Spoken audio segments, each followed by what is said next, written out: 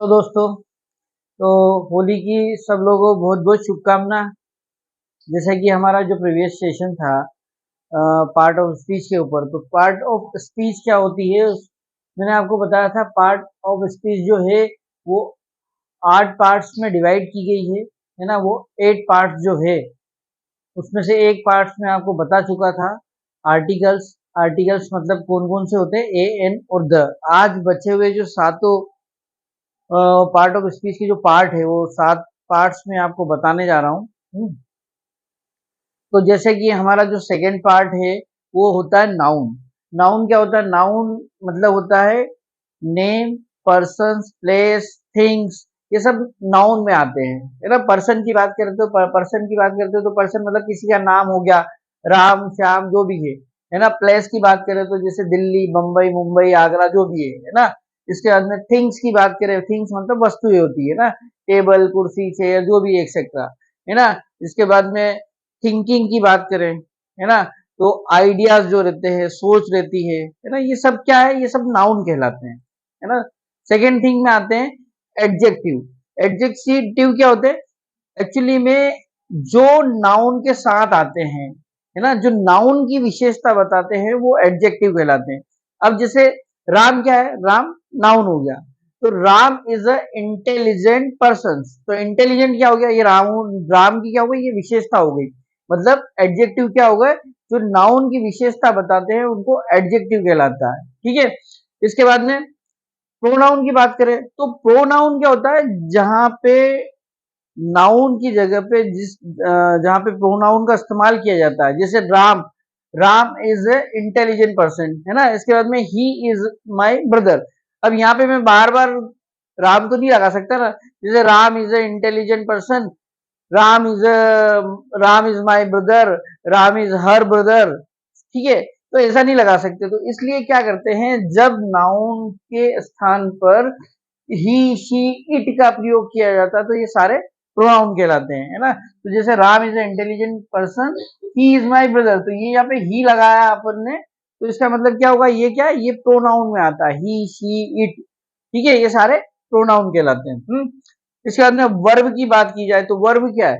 Verb any activity which is done by noun, मतलब noun के द्वारा जो एक्टिविटी की जाती है ना। जैसे मैं दौड़ता हूँ, मैं खाता हूँ, मैं खेलता हूँ, मैं सोता हूँ, मैं सोचता हूँ, ये सारी एक्टिविटी जो है ये क्या कहलाती है? वर्ब कहलाती, क्रियाएं, है ना, जो नाउन के द्वारा की जाती है वो सारी क्रियाएं वर्ब कहलाती है। अब इसके बाद में एडवर्ब की बात कर लेते हैं। तो एडवर्ब क्या होता है? जिस टाइप से एडजेक्टिव जो रहते हैं वो नाउन की विशेषता बताते हैं, उसी टाइप से जो एडवर्ब होती है वो क्या करती है? वो वर्ब की विशेषता बताती है। वर्ब मतलब क्या है? राम रन्स, रन मतलब राम दौड़ता है, लेकिन राम कैसा दौड़ता है? तो राम रन्स फास्ट, तो फास्ट क्या होगा? मतलब जो दौड़ता है तो कैसा दौड़ता है? तेज दौड़ता है ना। तो राम रन्स फास्ट, तो ये फास्ट क्या हो गया? उसकी एडवर्ब मतलब वर्ब की विशेषता हो गई, है ना, तो उसको एडवर्ब बोला जाता है, ठीक है। अब नेक्स्ट पे आ जाते हैं।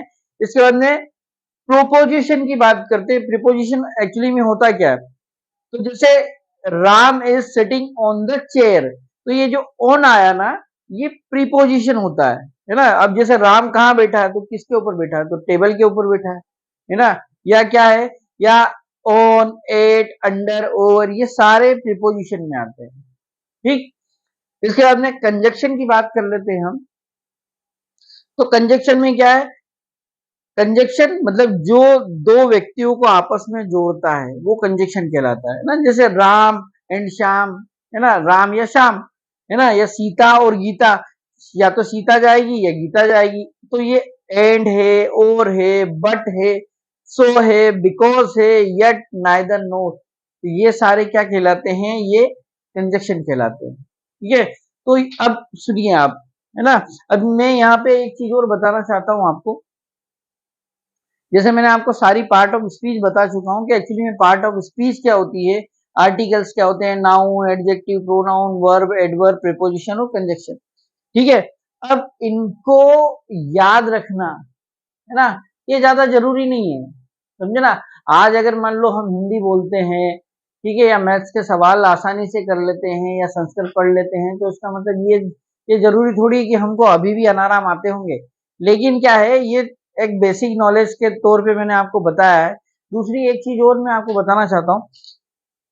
4 चीजें हैं।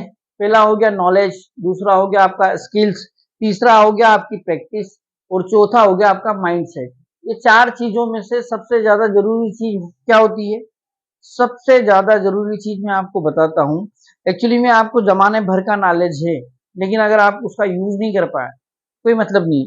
अगर आपके अंदर स्किल्स है, लेकिन अगर आप उसका यूज नहीं कर पाए, तो कोई मतलब नहीं। ठीक है, आप डेली प्रैक्टिस कर रहे हो, लेकिन अगर आप उसका यूज नहीं कर पाए, तो कोई मतलब नहीं। चौथा आता है, ये तीनों चीजों का सब कुछ होते हुए भी अगर आप यूज नहीं कर पाते हो, तो इसका सीधा सा मतलब क्या है कि आपका माइंड सेट नहीं है ना।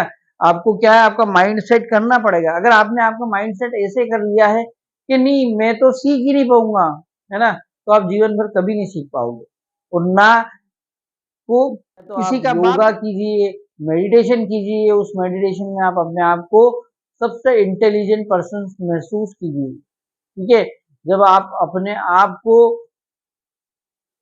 आप का माइंड सेट करोगे कि नहीं, दुनिया की ऐसी कोई नॉलेज नहीं है जो मैं गेन नहीं कर सकता, या दुनिया का कोई ऐसा काम नहीं है जो मैं नहीं कर सकता हूँ, तो वाकई में दुनिया की कोई ताकत आपको नहीं हरा सकती। इसी के साथ थैंक यू फॉर वॉचिंग, मिलते हैं नेक्स्ट वीडियो में।